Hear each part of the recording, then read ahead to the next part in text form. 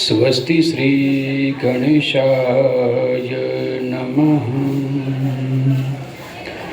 श्री सरस्वती नमः। श्री गुरुभ्यो नमः।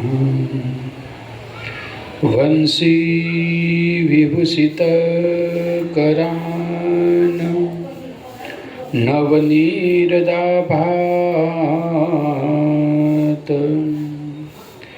पीताम्बरादरुणबिम्बफलाधरोष्ठात् पूर्णेन्दुसुन्दरमुखाद् रवीन्द्रनेत्रात् कृष्णात् परम किमपि तत्त्वमहं न जाने।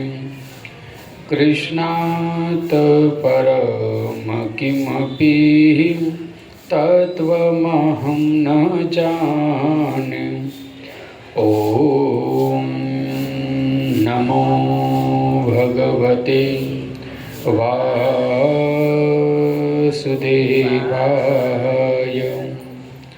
बोलो द्वारकाधीश की जय, सद्गुरुदेव की जय।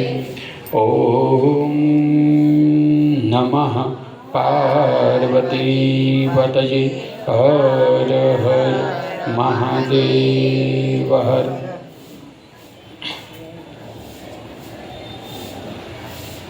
फागण मास कृष्ण पक्षनी कथा। युधिष्ठिर कहे छे कि हे भगवान, आ फागण मास शुक्ल पक्षनी एकादशीनु नाम कहो अने महात्म्य कहो। तो भगवान श्री कृष्ण कहे कि सांभळो धर्मनंदन, तमने आ समये ए प्रसंग संभळावुं छुं जेने राजा माधाताना पूछवाथी वशिष्ठ ऋषिए कह्यो हतो। फागण मास शुक्ल पक्षनी एकादशीनु नाम छे आमलकी एकादशी।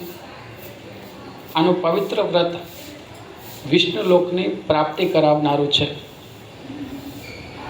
माधाताए पूछ्યું કે આ આમલકી એટલે કે આંબળાનું વૃક્ષ ક્યારે ઉત્પન્ન થયું એ મને કહો। તો વશિષ્ઠ ઋષિ કહે છે કે સાંભળો, આમલકી મહાન વૃક્ષ છે જે સર્વ પાપોનો નાશ કરનારું છે।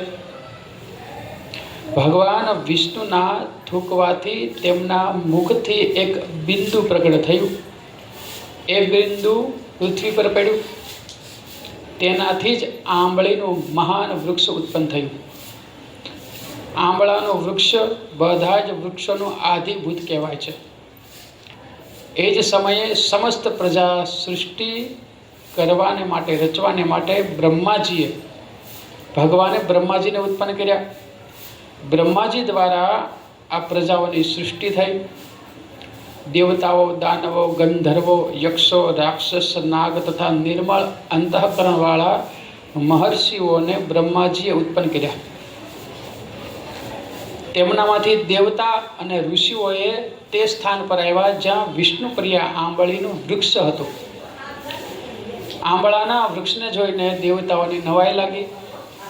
तेओ एकबीजा पर दृष्टिपात करी वृक्षनी तरफ जोवा लाग्या। विचार करे कि वडलो, पीपळो, લીમડો, आंबो आ घणा बधा वृक्षो आपणी जाणकारीमां छे, परिचित छे, परंतु आपणे आ वृक्षने क्यारे जोयुं नथी, आना विषे क्यारे जाण्युं नथी। आ वृक्ष कयुं छे? ए समये आकाशवाणी थई कि हे महर्षिओ, आ सर्वश्रेष्ठ वृक्ष आंबळानुं छे जे भगवान विष्णुने प्रिय छे। आनु स्मरण करवा मात्रथी गौदानનું ફળ મળે છે। સ્પર્શ કરવાથી, આંબળાના વૃક્ષને સ્પર્શ કરવાથી બમણું ફળ મળે અને આંબળાના ફળ ખાવાથી 3 ગણું પુણ્ય ફળ મળે છે। માટે આરોગ્ય માટે, પુણ્ય પ્રાપ્તિ માટે અને ભગવાન વિષ્ણુની પ્રસન્નતા માટે આંબળાનું સેવન કરવું જોઈએ। બધાય પાપોને હરનારું આંબળાના વૃક્ષને વૈષ્ણવ વૃક્ષ પણ કહેવામાં આવે છે। જેમ बिल्वपत्रનું જે વૃક્ષ છે એને શૈવ વૃક્ષ કહેવામાં આવે, એમ આંબળાનું વૃક્ષ વૈષ્ણવ વૃક્ષ છે। શિષ્યામૂલ્યે સ્થિતો વિષ્ણુ તદુર્ધ્વં ચ પિતામહ સ્કંદે ચ ભગવાન રુદ્ર સંસ્થિત પરમેશ્વર. આંબળાના વૃક્ષના મૂળમાં વિષ્ણુનો વાસ છે, વૃક્ષના ઉપરના ભાગમાં બ્રહ્માજી વાસ કરે અને સ્કંદમાં રુદ્રદેવનો વાસ છે. શાખાસુ મુનિયઃ સર્વે પ્રખાખાસુ ચ દેવતા પૂર્ણેશુ વસવો દેવ પુષ્પેશુ મરુત તથા. આંબળાઓમાં શાખાઓમાં મુનિઓનો વાસ છે અને ડાળીઓમાં દેવતાઓનો વાસ છે. આંબળાના વૃક્ષના પાંદડાઓમાં વસુઓનો વાસ છે અને એમાં જે ફૂલ હોય એમાં મરુત ગણો વાસ કરે છે. પ્રજાનામ પતયઃ સર્વે ફલસ્વેવ વ્યવસ્થિતાઃ સર્વદેવમહી એષામ ધાત્રી ચ કથિતા મયા. ફળોમાં આંબળાના વૃક્ષના જે ફળો છે, જેને આંબળાનું ફળ કહેવામાં આવે, એ ફળોમાં પ્રજાપતિનો વાસ છે. આ રીતે આંબળાના વૃક્ષને સર્વદેવમય જાણવામાં આવ્યું છે. વિષ્ણુ ભક્તો માટે આ વૃક્ષ પરમ પૂજનીય છે. ઋષિઓ બોલ્યા કે હે અવ્યક્ત મહાપુરુષ, તમે આકાશવાણી દ્વારા બોલો છો, અમે લોકો આપને શું સમજીએ? આપ કોણ છો? દેવતા છો કે કોઈ બીજા? તો આકાશવાણી કહે કે સાંભળો, હું સનાતન વિષ્ણુ છું, મારાથી જ આ જગતનું પાલન થઈ રહ્યું છે. વિષ્ણુ ભગવાનના વચનો સાંભળી બ્રહ્મકુમાર મહર્ષિઓ સ્તુતિ કરવા લાગ્યા અને દેવતાઓના ઋષિઓના પ્રાર્થનાથી સ્તુતિઓથી ભગવાન શ્રી હરિ પ્રસન્ન થયા અને વરદાન માંગવાનું કહ્યું કે હે મહર્ષિઓ, તમને કયું વરદાન આપું? ત્યારે ઋષિઓ બોલ્યા કે પ્રભુ, તમે જો સંતુષ્ટ થયા હો, પ્રસન્ન થયા છો, તો અમારા લોકોના હિતને માટે કોઈ એવું વ્રત બતાવો જે સ્વર્ગ પણ આપે અને મોક્ષરૂપી ફળ પણ આપે. તો ભગવાન કહે કે તમે ફાગણ માસની શુક્લ પક્ષની આંબલકી એકાદશીનું વ્રત કરો, આંબળાના વૃક્ષ પાસે જઈ સહસ્ત્ર નામનો પાઠ કરો, રાત્રે જાગરણ કરો, વિષ્ણુ ભગવાનને પ્રિય કથા વાર્તા સાંભળો. આ રીતે રાત પસાર કરો. ભગવાનનું નામ લઈ લઈને આંબળાના વૃક્ષની પરિક્રમા કરો 108 અથવા 28. પછી બીજા દિવસે બ્રાહ્મણને ભોજન કરાવવું.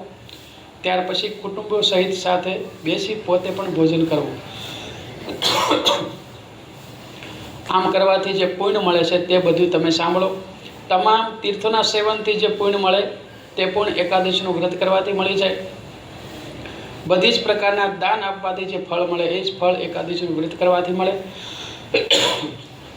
સમસ્ત યજ્ઞો કરવાથી જે પુણ્ય ફળ મળે એ જ ફળ આંબલકી એકાદશીનું વ્રત કરવાથી મળી જાય છે. બધા જ વ્રતોમાં આ એકાદશીનું વ્રત ઉત્તમ છે. વશિષ્ઠ ઋષિ કહે છે કે મહારાજ, આટલું કહીને વિષ્ણુ ભગવાન આકાશવાણી દ્વારા વચનો કહી અંતર્ધાન થયા. તે પછી પહેલા મહર્ષિઓ પૂર્ણ રૂપે વ્રતનું પાલન કરે છે. ભગવાન શ્રી કૃષ્ણ યુધિષ્ઠિરને કહે છે કે આ આંબલકી એકાદશીનું વ્રત મૃત્યુલોકમાં મનુષ્યને બધા જ પાપોથી મુક્ત કરાવે છે. આ એકાદશીની કથા મહાત્મય સાંભળવાથી વિષ્ણુ ભક્તિ પ્રાપ્ત થાય છે. ઇતિ શ્રી ફાગણ માસે શુક્લ પક્ષે આંબલકી એકાદશી સમાપ્ત. બોલો બાલ કૃષ્ણ.